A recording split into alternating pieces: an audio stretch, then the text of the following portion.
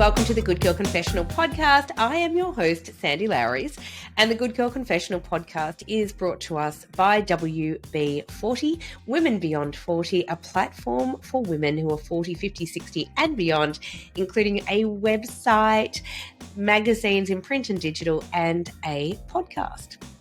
You can check us out at wb40.com. First of all, before we begin today, I just wanted to apologise and say for those following along on video and those listening along, you will realise that I am not particularly well. I've just had COVID. I'm just in my last day of isolation today and really trying to get better. So I am a little bit, congested. So I apologise up front.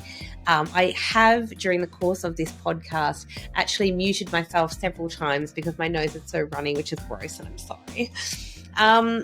But I wanted to go ahead with this podcast. I didn't want to put it off because my amazing guest is the lovely Virginia Maywald. And for those who are fans of her work, you will know her better as Anna Buckley. So Virginia writes under the name of Anna Buckley, and she writes erotic fiction for women. It's pretty cool. She has this amazing trilogy called Awakening the Lost Woman, Capturing the Lost Woman, and Finding the Lost Woman. Her new book is about to launch, which is really, really exciting. And she's here today in the confessional to tell us all about how she started writing erotic fiction, how she stumbled across the whole porn industry, and how it has enriched her life and can enrich all of ours as well. So please welcome to the confessional, Virginia Maywald. Hello and welcome to the confessional, Anna Buckley. How are you? I'm very well, Sandy. It's a while for me to get you here in the confessional, but I'm super thrilled that you are because I love everything you do. So let's start from the beginning though, Anna, or should I say Virginia, because actually your writing pseudonym, Anna Buckley, who writes these extraordinary, sexy, erotic fiction novels. How that all started. Virginia, tell us how it started. How did Anna Buckley come about? Well, it was I just finished working for an arts business consultancy. They didn't get their government funding, and so I really was at a loose end. And it coincided with the time that 50 Shades of Grey came out. And I read it, and I was just really frustrated that we are referring to 21-year-old virgins and that first sexual experiences were amazing, and that wasn't my experience. It wasn't any of my friends' experience. And I just thought, I'm sick of this myth being perpetuated, and that really sex required some experience, even to know as a woman what I wanted. And so that first magical experience probably wasn't magical for anyone and probably quite forgettable. So I wanted to write about sexual experience from a more mature woman's point of view. So my heroine isn't a 21-year-old virgin. She's a 39-year-old. And so that sort of was...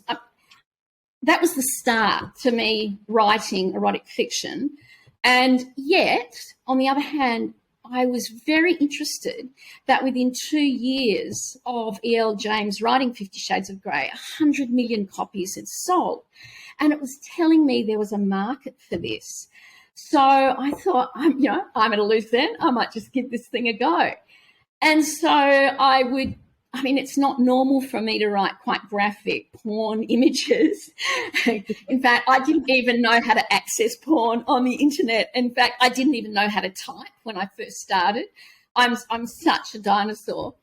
So anyway, I had to teach myself to type. But what would happen is the process of becoming Anna was that I'd walk upstairs to my office and then I'd become Anna Buckley. And just quietly, the name Anna Buckley is a salute to my mum's maiden name.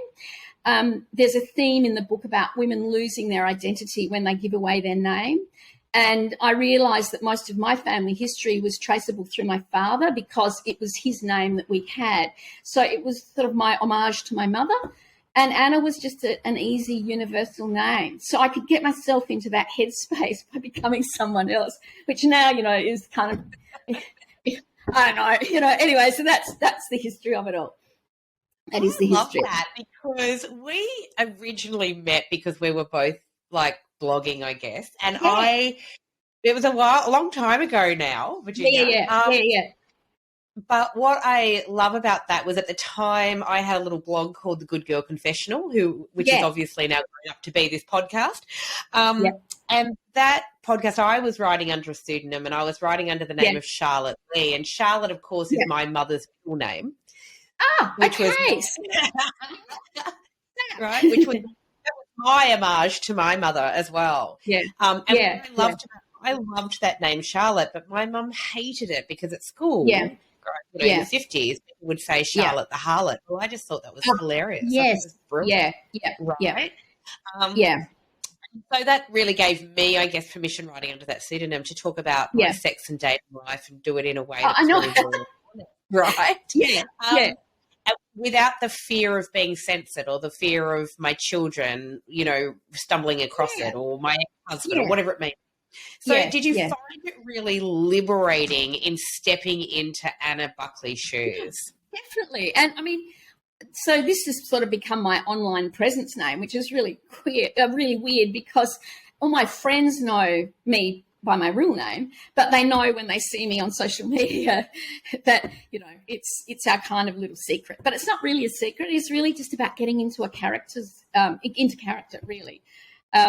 So that's how it is. But yes, it was some time ago that we met up. You see, the other thing is that, and I mentioned this in my book, it was at a time when women were gaining more power in the media. The dinosaurs, the newspapers of old school media that were dominated by men, were losing their power, and women were gaining voices. And my heroine starts a blog. Now, it's probably a little bit dated because we have other forms of social media, but in essence, it was reclaiming her voice and power through talking directly to women. And that's I wanted to include that as one of the themes in the book. And it was, around the time when Mia Freeman had started Mamma Mia, and I kind of had her in mind as a background character, what motivated her to do what she did, and the voice that she gave women. I was wanting to deal with contemporary issues for women, not just the sex thing, but I thought, well, it looks like 100 million want to read about sex, so I might just include that. Not much, I thought grown-ups can have a grown-up conversation about sex. It was all a combination of those things. I love that. And also this idea that women don't want to read about sex, or that women aren't sexual beings, or that we can't own our own desires, etc. That's what I so love about what you did.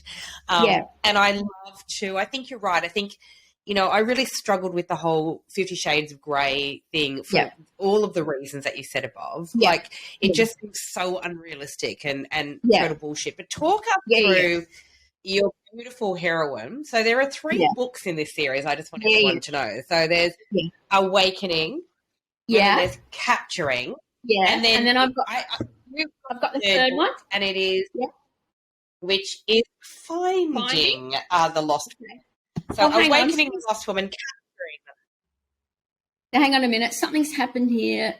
Where are we going? How do I get rid of this little bit? Yep, there we go. Sorry, back again. The dinosaur. That's right. me. We can edit that out. I'll do it again. So we've got like Awakening the Lost Woman, and then we've got Capturing the Lost Woman. And the third book in the series, if you want to hold that up on your end, I love this so much, is Finding the Lost Woman. Just really exciting. So tell us about your heroine, but also this journey, because I love that there are 3 books in this series. It doesn't just go, well, here it is. It's really sexy and see you later. It's not like that at all. So talk us through it. Well, the first book, Awakening, really is a woman who's, I'm not really revealing too much here, but her husband dies and she has to reinvent herself, and she's become financially vulnerable. And I thought I wanted to map out, how does a woman take herself away from this situation of being financially vulnerable, of really having no confidence in herself, when she has when her marriage it's effectively over. And honestly, it could have been a divorce, but that could have changed the conversation. So it was actually just much easier to kill off the husband, because I didn't want to make this a story about a divorce. I just wanted to make it about her. And I wanted her to have a lot of sexual adventures that were interesting. And so she, the first book is exploring that. But, of course, this is romance, and I have my Mr. Darcy character. But he's completely flawed, and I don't – and as the mother of a son, I didn't want also to make all the men bad in the book. And so the first book really is about her discovering herself, setting up a blog, becoming financially independent, going through the process of even just finding a flat to rent, just that sort of the everyday of what happens when you're suddenly on your own. The second one, the book Capturing, is really a little bit about the price of fame and success. And then I touch on a really dark subject, and that is about coercive control. And without giving away too much, after having spoken to quite a few women I was seeing victim blaming happening when women were in very violent relationships. And I wanted to explore how that happened and then how our heroine was able to break free in that situation. And the final book is just not placing all of her. She had to actually go back to her roots, find out a little bit more about herself and her family, and really reinvent herself again for the last time. So it was a nice conclusion. It was a nice summary of what her life was, and will continue to be. So. And just quietly, there is a happily ever after, which is nice. Yeah. But they'll have to read the trilogy for that. That's right. I think what I really to introduce gentle feminism. I didn't want this to be in the face. In the second book, I include Julia Gillard's misogyny speech. So it's not a preachy thing, but I don't want women to fear feminism because it seems like some other woman's thing. I wanted to show that it's every woman's thing.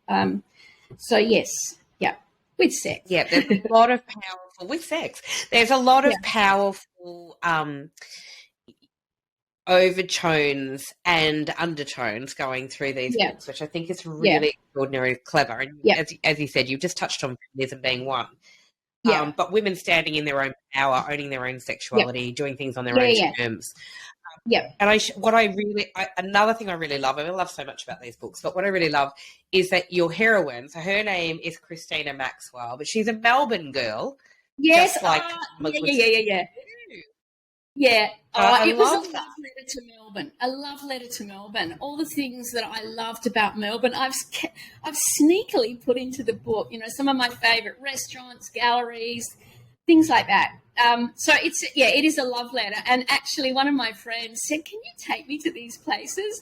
So we would just go for, we'd wander down Smith Street and go along Gertrude Street and Brunswick Street. And, this was the Melbourne that I came to when I moved to Melbourne in 1985. And it was just, I loved it so much. And yet I don't live there anymore because I just have chosen to live in a warmer place now. But I really did love Melbourne. Melbourne was to Sydney like Madrid is to Barcelona. It has a lovely darkness, a broodiness. It's not a show-off. You've got to really peel away the layers to find it. And I wanted my heroine to discover that Melbourne that I discovered, the secret places, the lovely little bars, the art scene, the food scene. So, that's what I explored. You've captured it beautifully. And I every time I tend to write about Melbourne, I always tend to write about her as a woman, and that Melbourne to me is the edgier rock star sister of Sydney. I see Sydney as being a little bit more uptight and takes itself a little bit more seriously than we do. But you're right, there is something a little bit darker, I think, about Melbourne, and it is really that art scene and the food scene and the the starving artists and all the things. It's quite exciting. Well, I love that. Yeah, but it's also something to do with the climate. You know, if it's really gorgeous outside, you're not going to sit inside and drink wine and, you know, discuss politics. You're probably going to lie on the beach, which is probably, you know, a difficult thing to write when I'm up here because I'm sitting at my desk. I've just turned it around because the reflection in my glasses is too much. But I actually sit out and look at a, you know, palm tree-lined beach, and it's really hard to concentrate. And I procrastinate so much. I mean, the fourth book is finished. Fifth book is started, but I tell you, moving here has just meant that I have not been able to get into that mindset as easily as Melbourne. So, yeah. And we should say, so you've moved to far north Queensland. We'll just get to that. And it's, I mean, I follow you, obviously. I mean, you know, we followed each other, but I follow you on Instagram. And you have all these beautiful shots. I would never get a damn thing done if I looked out my back at the back door.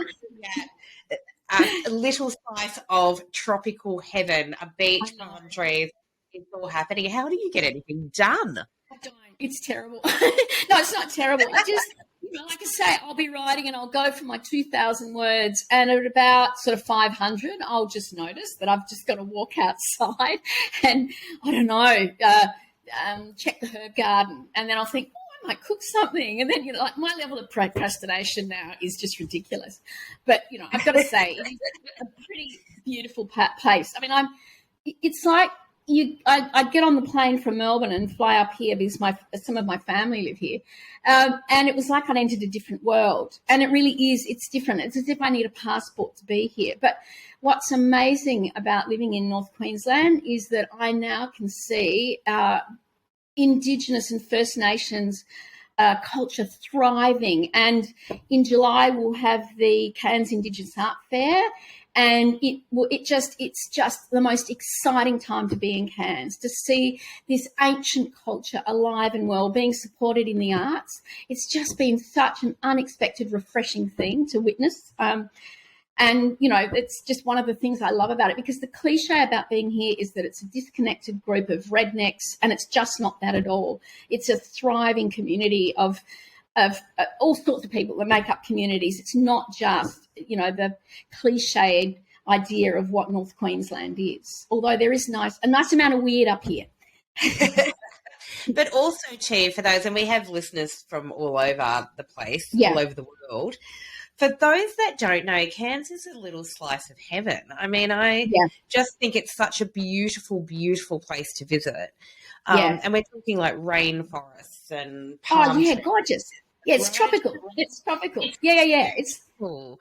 It's tropical. So, but also another thing that I found, especially since doing Women Beyond 40 magazine and the platform, is how many extraordinary creative women come out of Cairns and far north Queensland. Like, it's just it's great, right? Yeah. Well, I'm seeing it in the arts community. It's extraordinary. Yeah, it's incredible. Yeah. But I think possibly, I mean, it's probably a little bit easier to be poor up here if you're a starving artist. The climate is a little bit more friendly than what it is in Melbourne. But I mean, that's trivialising things. But you know, you can't help but be inspired by the beauty, or completely distracted by it, which is what I am. But, you know, So that's why I know some of my fans have been waiting for the next book, but honestly, the reason is severe procrastination. And I had family issues. My elderly father died a few years ago, and then my mum got Alzheimer's. And during the plague, I had to sell her house and bring her up here. And she now lives 10 minutes away, and she's safe and happy, and it's just been such a great thing for me to have her safe. And, you know, as a woman, I am also quite responsible for the care of my elderly mum.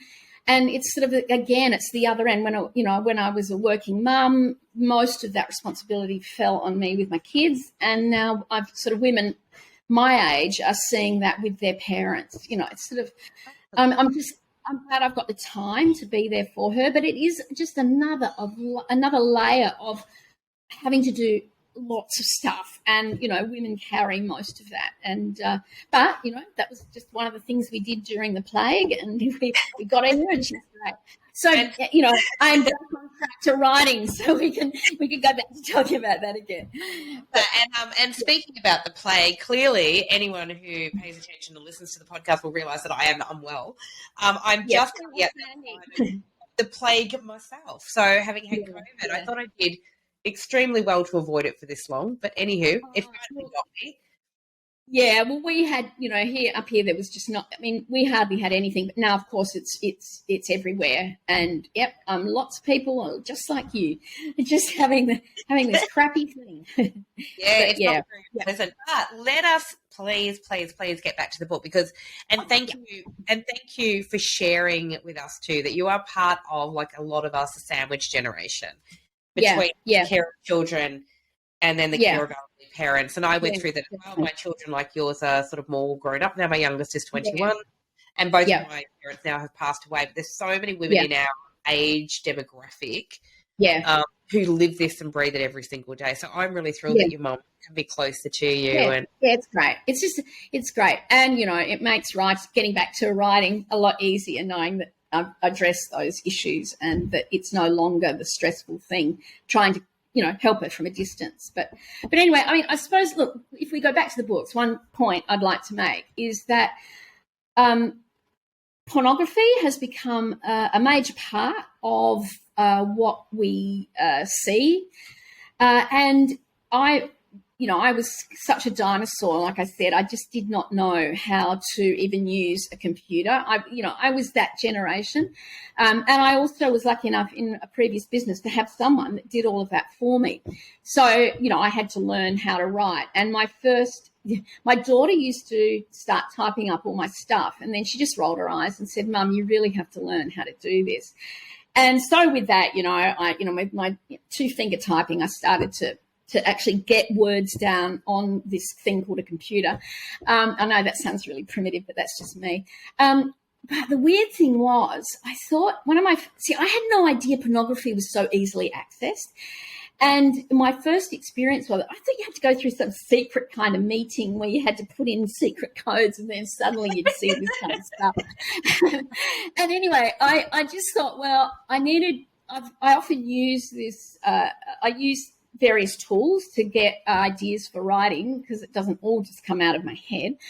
And I needed to get my heroine into a flat. I needed her to rent a place. And I thought, I bet you there's this whole thing with real estate where agents take people to see places, but with the goal of actually probably having sex with them. I bet you there's stories about it. So I just typed in real estate sex. And oh no, I know, I was so naive. And anyway, up came this blog of these gorgeous houses, beautiful Hamptons real estate. And then about 3 clicks in, there was the most graphic sex scene. And I'm freaking out, just go, oh my God, how does this, well, God and Jesus, strike me down straight away. And this is when I realised just how easily accessible it was. And then, that whole wormhole of porn online was opened up to me. And what I realised is that most of it lacked a good narrative. Most of it was just fucking. And I thought, okay, here's the thing. What E.L. James did with 50 Shades of Grey, she put in a story that women wanted to read that also included sex. And when I tried to find pornography for women, most of it was pretty underwhelming. But that said, if I'm writing a sex scene, of course, I don't know about all these things. So I would look up various sex things online. So I write quite a graphic gay sex thing that was, it was about going to a sex club. And so I don't know about these things except that a friend who used to frequent the Peel in Melbourne would tell me what would go on. And so what I had to learn to do was I'd use porn to have a look to see how something worked physically, and then I'd write it down. And when I first started getting information that way, it sort of sounded like cricket commentary. There was no lovely narrative in the story, just going, and then here, and then they did that. And then, so I had to learn how to turn pornography into something a little bit more interesting and didn't look like a bit of sports commentary from afar. So, and that's how I'd get onto porn to actually get more detail about how an actual sex act looked and how it did, and then I'd add the nice bits. So yeah, that was me going. Oh. And so I think that in general, pornography doesn't cater to women, and that's why I think they like a book and they like to get to a private space to read and have one of those lovely little escapist moments, and which is not being met by modern pornographers. No, I think that's true, and I think that it's always been a very male-dominated space, pornography in general, and porn in literature also. So men tend to be quite visual, hence why it's all about fucking and there's no story. Yeah, but for women, obviously, we're sort of motivated by different things, aren't we? We're motivated by... Look, I think women, it's that idea that you and not all women, that it's building up to wanting to have sex takes more time than just waking up with an erection, which is, it's sort of that women's foreplay is as much in the head as what it is in the hands. So, yeah, that's... And that was the thing, modern pornography wasn't catering to that. I really could barely find anything that had a decent narrative from a woman's perspective. So, yeah.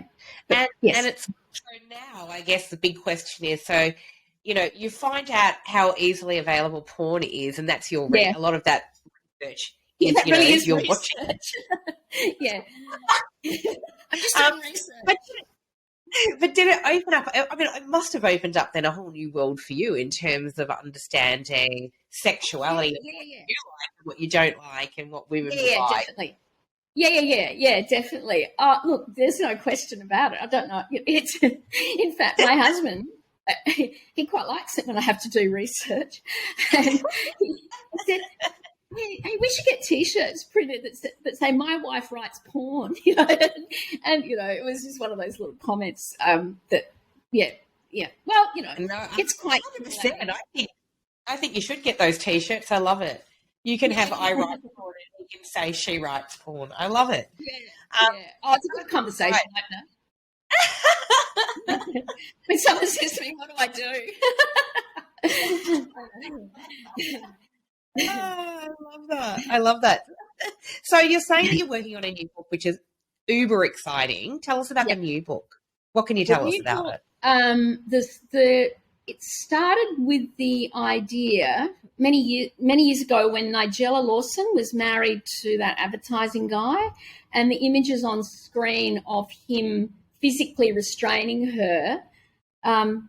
I thought, I want to know what's going on with this story. So my new character, that was sort of the starting point for is fame all that it's meant to be. And so I've got my new heroine comes from a small island in the Chesapeake Bay of Virginia, where they speak Elizabethan English, and this island still exists. And I actually went there and heard this language, and I was curious to find out how is it that America, which is probably the dominant culture in the world today, could still have this little island that spoke a 300-year-old dialect. And it was because there was no communication. And I thought, well, how could this woman leave this island, and what would be the pathway? And it was about her food that she cooked. So this is about a cook who becomes a celebrity chef. And that fame is just it's not everything that she thought it would be. It was actually a really dark path. And she then falls from grace due to a sex tape being released, and it didn't match her image that the production company had given her. And I had to think, well, where would she go to escape social media, to escape everything?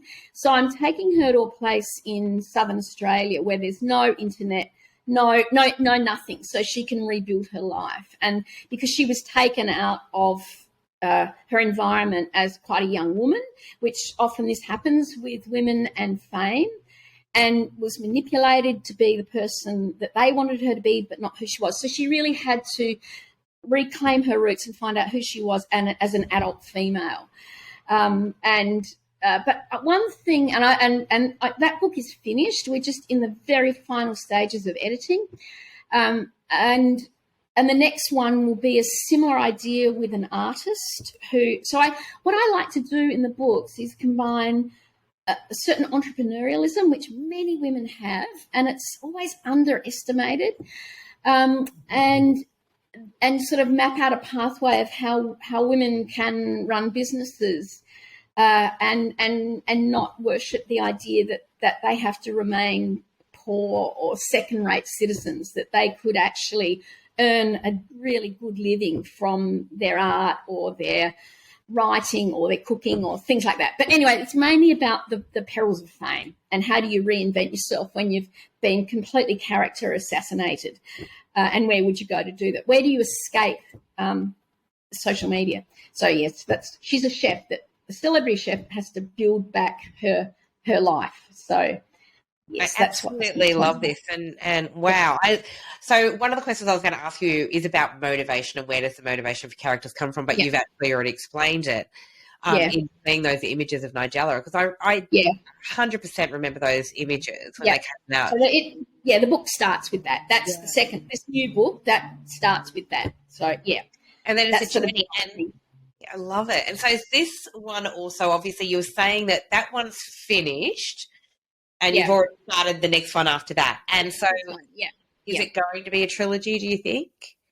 No, what I've done though, so this fourth book is completely separate to the trilogy. So I've started they're all new characters.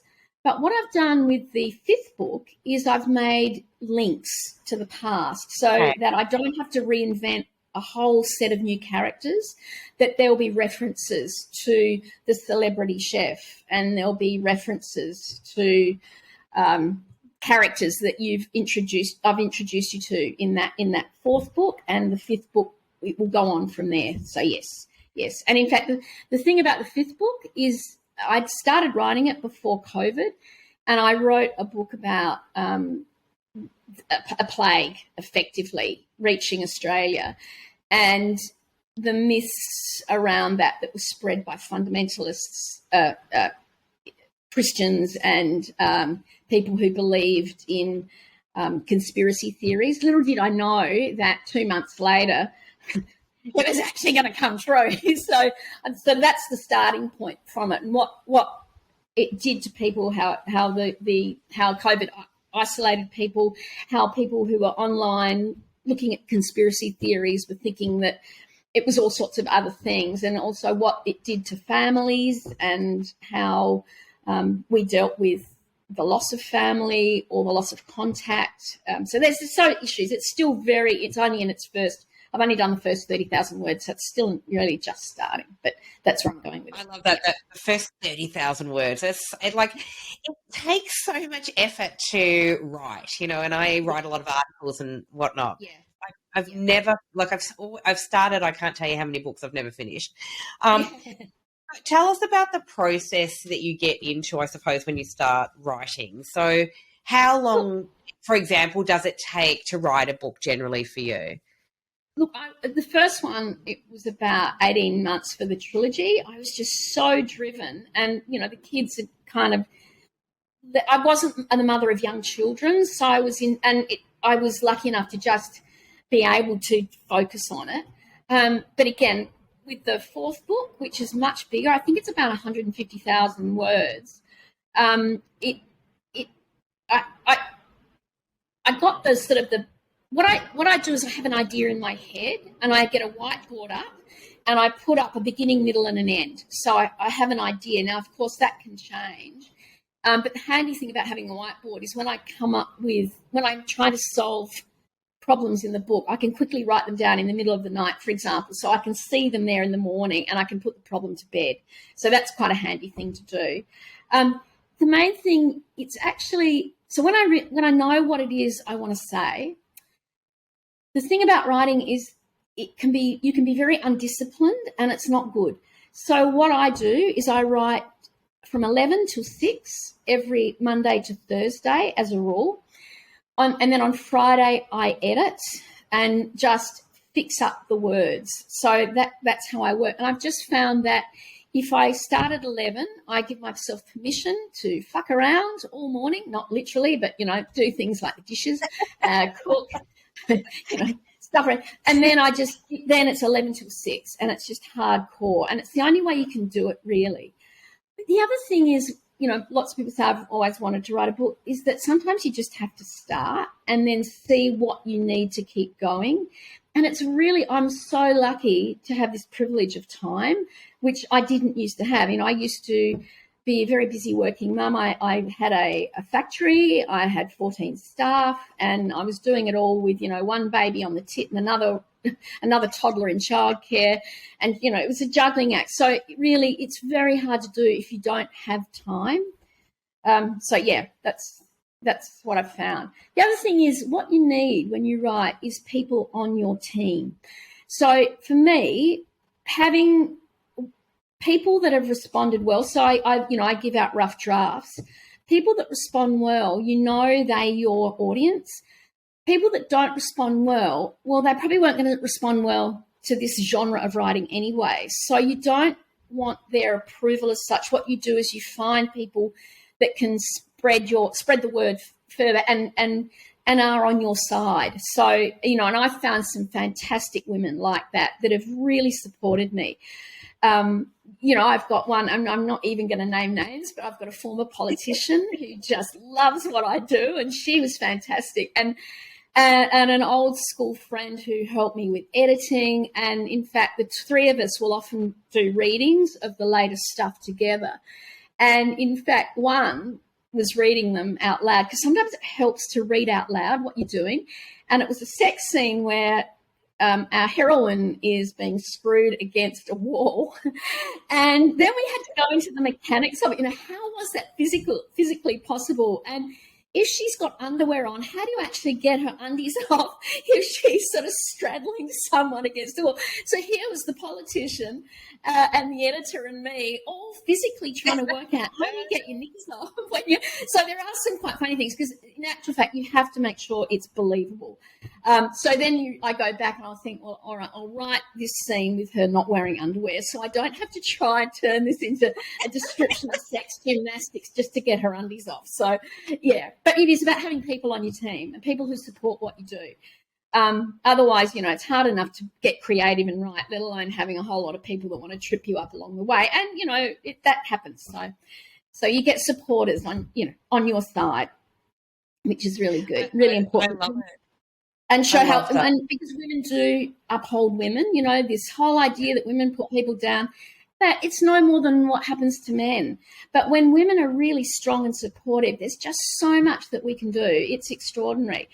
And that's what I want to support. And I also do that in my books. I always have strong female characters. So, for example, it's easy to have a lawyer who's a man. So I always consciously make my lawyers, doctors, what have you, they're all women, so that you are subtly telling people that this is okay for women to do, rather than the cliche of the male lawyer or, the male doctor. So, again, it's subtle feminism that I put in.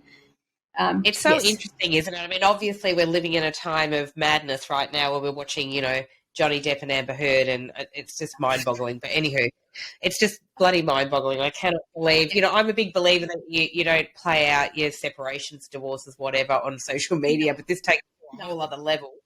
But really fascinating for that. And my point was going to be, someone the other day mentioned it to me, and they were talking about the judge, but they kept referring to the judge as he. And I said, the judge in that trial is actually a woman. And I had to actually point that out. They were like, I know. Yeah. And it is actually, we've all done it. We all do it. And that's why, again, great point. It's why I do that in my books, so to show. And I mean, because I am the mother of a male and a female, and I would hate to think that their careers were cliches, and they're not, or that they had the many options. And I would hope that that comes across in my books to my readers, that, that is, it's open to all of us. Yeah, everything is possible. Everything is possible. Absolutely. And I also like when people do that subtle thing on the opposite side of that as well, where things that we perceive are more female dominated, and yet they've just casually put in a male character in those roles, nurses, for example, or whatever it may be, that is supposedly female, childcare workers, whatever, I really like that on the other side as well, because it gives us then, again, subliminally permission to actually acknowledge that not everything is male or female or gendered, I think that's really interesting, because you're let's face it, you're playing in a field here which is male dominated. And we're talking about porn, and we're talking about erotic fiction is mainly male dominated. So tell us your views, though, on, because I always find this a really interesting conversation. 50 Shades of Grey. People are so polarised by this book. But what are your views on what she managed to do? On what, sorry? On what she managed to do. So this woman comes out of nowhere. I think she has given women the chance to explore their sensuality, their sex side. It just, 100 million books in 2 years. And now I think it's up to more like 150 million. It's phenomenal. And I really disliked her being joked about. I thought this is an extraordinary effort. And she has found a market, and women have responded to it. There's so much intellectual snobbery when it comes to writing, and I just think that achievement alone, as any writer, should be celebrated. I mean, quite frankly, it is so hard to make a buck from writing. The fact that she did it is to be celebrated. Bloody, good on her. Good on her. It's groundbreaking, right? I actually find, we talk about intellectual snobbery, and you're 100% right, because this has always been my view. So that's why I love talking about this topic. But the other thing is, it's yet another way I think that women are controlled in what has formerly been a male-dominated space. It's very easy then to tear her down in the media. Very. And then the awful part is watching women tear her down, but damn well they've read those books. Oh, yeah. Oh, I think she is to be applauded. That is an incredible achievement. That's just amazing. But, it's telling me also that women like external stimulation. God, every word sounds like it's in a cliched sex word. It showed me that women wanted to connect with their erotic selves, and that's what E.L. James has done for lots and lots of women. And honestly, I just did not want to read another. Like, this is quite, with the intellectual snobbery of so much writing, I didn't want to read about some hardcore, hard life thing of a middle-class Melburnian who has to struggle through life with their academic parents and middle-class wealth and, poor me. I just, really, I didn't want to read about that. I just, I wanted to escape into a fantasy world. Reality is harsh. And, that's what I like. It's just, it is also escapist fantasy. It's what I love, It's just a nice place to, a good book, snuggle up, take some toys. Take your mind to other places and, really, Sandy, honestly, we have so much of our lives are so humdrum. It's thinking about what are we cooking for dinner, or, what time do I have to get to work in the morning, or are the kids' childcare things sorted, or, have I got nappies, or have I, it's so much mundane. It's just, and of course I'm older than that now, but, it would have, it's nice to kind of escape into a little bit of, slightly dirty fiction. Nothing wrong with that. Hey, I wanted to talk about very quickly, though, the publishing side of this, because this is what I love. So the other thing I don't think a lot of people realise, another writer, actually, I was at a course the other day with Catherine Devaney was holding this course. but they actually brought up, again, 50 Shades of Grey. It comes up quite a lot in different circles. But one thing that was really interesting, it was a question around self-publishing, and that she had originally, 50 Shades of Grey was originally self-published, but it was got such a exposure that it was picked up by a public, and that's almost unheard of. It is again, very unheard of. Groundbreaking. It's incredible. Actually an Australian woman who had a digital online publishing company. And it was just an amazing connection that happened. And the thing about 50 Shades of Grey was that you could read it on your device and no one knew from the cover what you were actually reading. So it's a little bit like sneaking the dirty words in the dictionary when you were young. I mean, that's how it shows you how it's like me going, oh, I'm reading a really good book, but no one can tell. It's right here on my phone, So that was eventually sold to a big publishing company. Look, publishing is really it's a closed shop. Unless you have connections to publishing industry, even getting an agent is difficult because the books are shut. And I came across, I was submitting all the time and nothing was happening. And I thought, oh, fuck it, Virginia, this isn't how you do things. I've always been a self-starter. I've always liked the idea of taking control. So I set up my own publishing company. And in the meantime, my husband's become a writer full-time. And we've both explored how we do this. And, people go, oh, but you're self-published. I'm going, well, I wasn't going to wait till some, chance encounter happened that someone might read my submission of the thousands of submissions. So it's probably a slower process. But then again, even to get picked up by a publisher now, you have to have a massive social media presence, because the marketing that would normally be done by that publishing company is now being done by you. And you're seeing books being taken up by social media. Social media influencers are getting books published because all the marketing is already done, because they might have hundreds of thousands of followers. So, I think publishing has become, look, it's harder to have that bestseller, and women are going about it different ways. So I just think, for me, self-publishing was empowering. It meant I could get it done. It meant I didn't have to beg anymore, and that I could get books out to readers and connect with an audience. And it's just been fantastic. Mind you, there's no money in it, but And in fact, print books are really hard work. And the lovely thing about digital or electronic books is it just brings writing to so many more people. And it's great for authors because, for example, I might read a review of a book and I'll have my phone or my Kindle right next to me and I'll download it straight away. It means I don't have to be interrupted in that process of reading that writer's books. It's and as far as me self-publishing, the margins on digital and electronic books are so much better for me than print books. Print books are really expensive.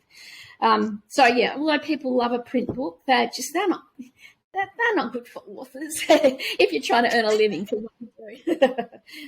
But it also fascinating, isn't it? You can have a global audience as well.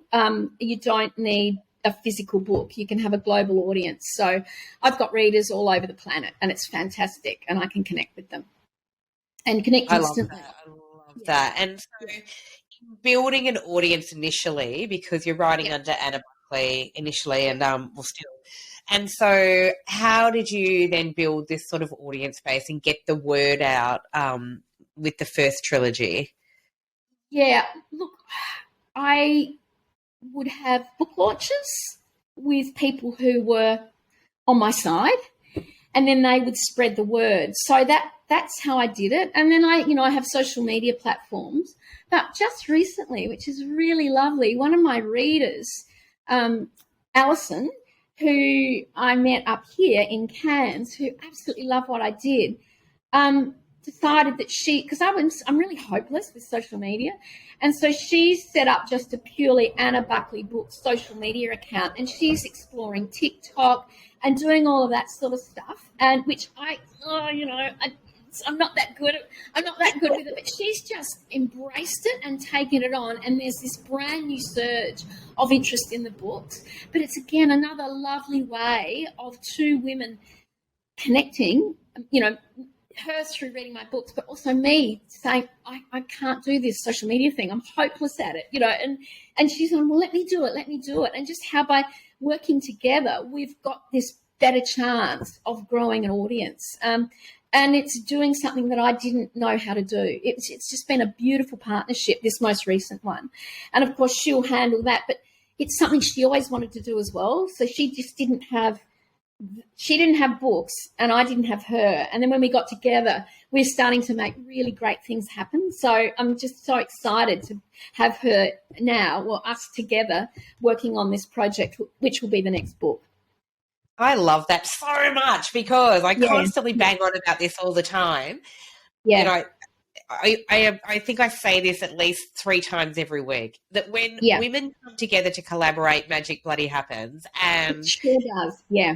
It's so true. And I remember when I even started this podcast back in 2019, and I had people say, I don't even know what a podcast is. Why are you starting a podcast?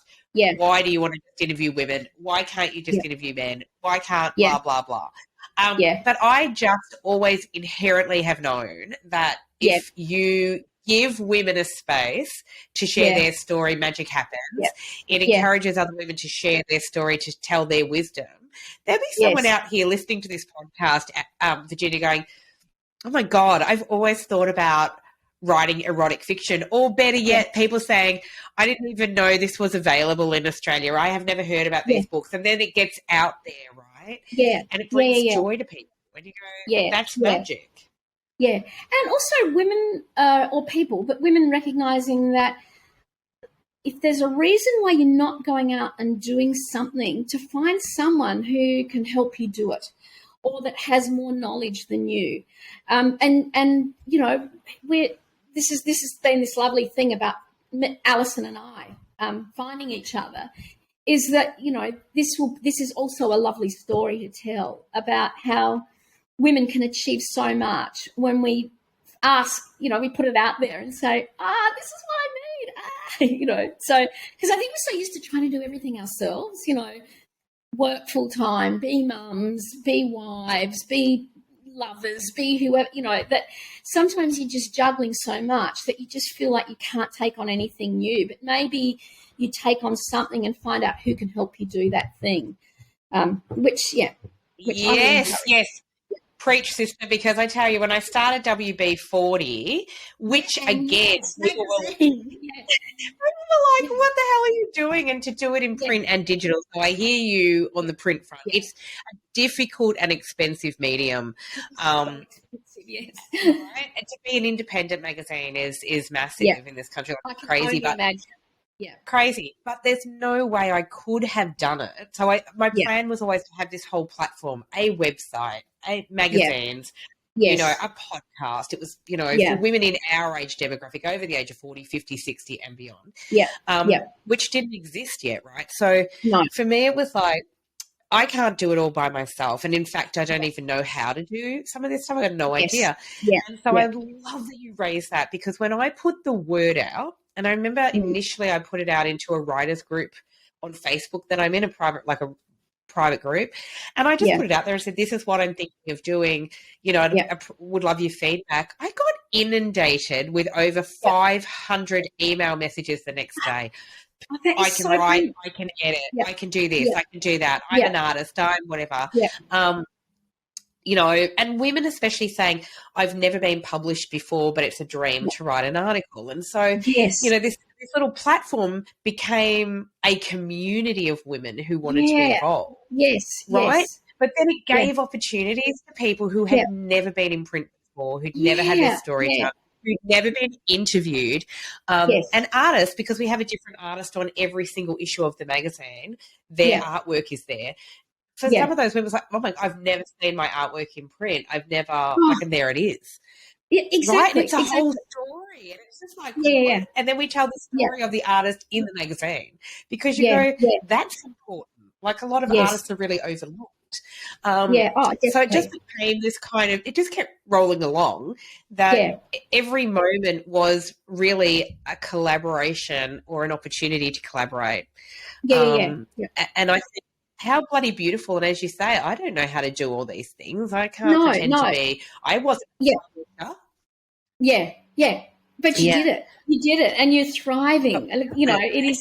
Yeah. It's just been been amazing watching you too. Yeah. Thank you. But it's just exciting to witness like things that women do. Like I love what you do, and I love that you wrote these books. And I'm super excited as well for the next one to come out. I can't wait. Minutes away. Woo! Good, because we'll be telling all of our readers as soon as it hits as well. We'll get the word out there. But I think, as you say, by sharing your story, it gives other women, as you say, who are sitting at home or sitting in their office or wherever they may be, thinking, I've got this really great idea, but I honestly wouldn't even know where to start. And I think, through this podcast, it's extraordinary. Yes. Like women are doing extraordinary things. Everyday women, not talking about famous women here. Yeah. Well, my background was from a small country town, and that sort of limited choices. But I was very lucky because I had parents that encouraged me to explore the world. And I've been always creative, and I always loved the visual arts. And I got into art school. And, of course, the thing that I had to overcome was that people saying, well, you'll never make a living out of that. You'll never make, And it's like with so many creative people, you're always being told that you'll never make a living out of that. You'll never make a living out of it. And although it's really hard, without women like you supporting women like me and telling each other's stories, then, if we were to rely on what was once a male-dominated information service, none of our stories would ever get told. I mean, in The Australian, for example, I used to just look at how many book reviews were done of women's published works and reviewed by women. And I remember, and when you look at most people who read fiction are women, the biggest women are the biggest number of writers, women are the biggest buyers of books. But in The Australian, they would have almost no reviews of women's works. And it used to do my head in. I just think, this doesn't match the market, and it doesn't match the people who are producing books, and hopefully that's changed. But it's only because women like you now give us this platform that we can tell our stories and we can get our books known about by a much greater audience. And because before, those old media dinosaurs, and you sort of look at the way this current election was handled, and interestingly enough, the media was not like traditional media was not listening to the voices of young people or of women. And it was just evident in the headlines. And I just think, well, we are telling it. We need a different way. We already have a different way of telling stories, and women are actually telling them now en masse. Women have really taken up social media. I also hate the putting down of women on social media.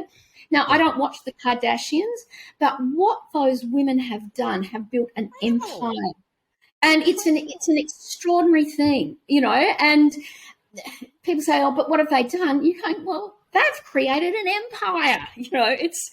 And all the power. I think one person who's constantly overlooked on that genre is the person who first started it, which was Paris Hilton. So again, she's denigrated consistently, but she was the very first person who basically marketed herself.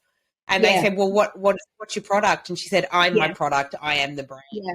And I think from there, obviously, Kardashian was her personal assistant. Correct. They learnt the Kardashians too from that woman. And I think it's very easy to run someone down and go, she's blonde and whatnot. But she was an extraordinary businesswoman. Yeah. She really had it going on, let me tell you. And she knew. She did what? And she knew the power of her 100%. Voice. Yeah. 100%. And you look back to people like, I guess, Marilyn Monroe, who did the same thing, or, it's very true. I think women are often overlooked, as you so beautifully put it before. A lot of women have an entrepreneurial spirit, and it's often undervalued, undermined, you know? Yeah. Yeah. And I just think it's also, I've just been watching it, and we could just go off on so many tangents, but I watched the Netflix sort of pseudo documentary on Anna. Inventing Anna. And that was Shonda Rhimes' interpretation of it, and she raised all sorts of issues. One was that if this had have been a male on Wall Street, it possibly could have happened. In contrast to that, I've just finished watching the one about the guy that did WeWork. And he was, what was his name? Adam Newman, who started the WeWork company of shared office space. Now, he put together an equally absurd plan that investors poured millions into.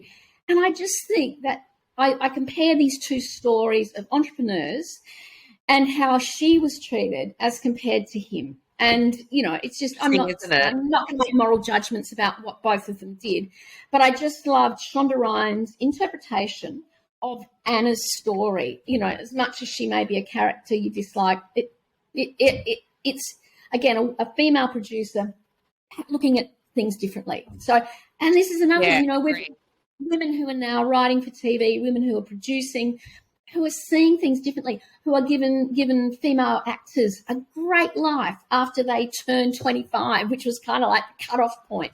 You know, our voices are starting to be heard. And which is fantastic, and it's really interesting that you said, like, it's amazing. I mean, obviously, because I'm a woman and I have this sort of platform, but I was just fascinated when you were talking about how many books don't get reviewed by women in magazines. So on my desk currently, just to give you an example, clearly are your books, which I love.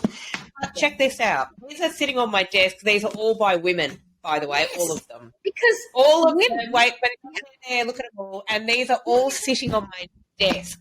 How many of these books don't get reviewed or don't? So that's another thing that we've started doing as well. And gorgeous Becky Perez, Queensland chick, has been actually reviewing books now in the magazine.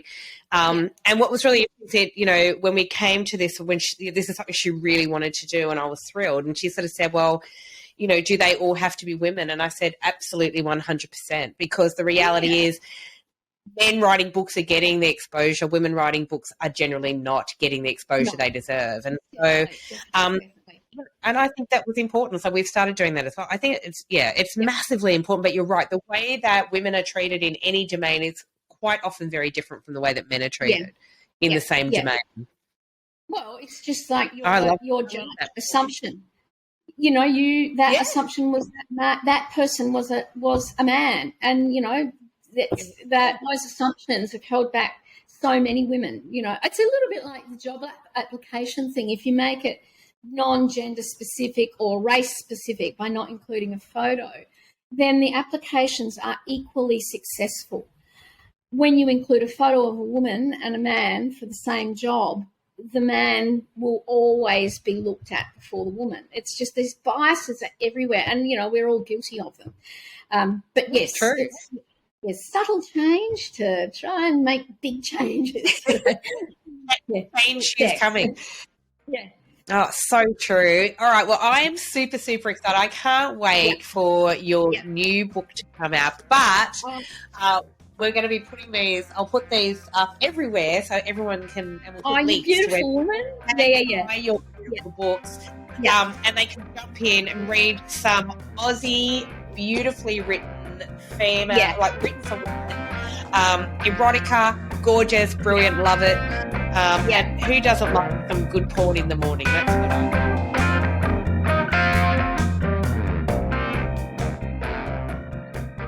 Thanks for listening to the Good Girl Confessional podcast. The Good Girl Confessional podcast is brought to you by WB40, Women Beyond 40 magazine.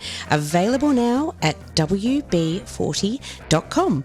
The Good Girl Confessional podcast is available on Apple Podcasts, Spotify, and wherever you listen to quality podcasts. We're also now available on YouTube. We chat with really interesting women about their hard-won wisdom, but it really helps us if you can subscribe, like, and share the podcast. Thanks so much for your support. Bye for now.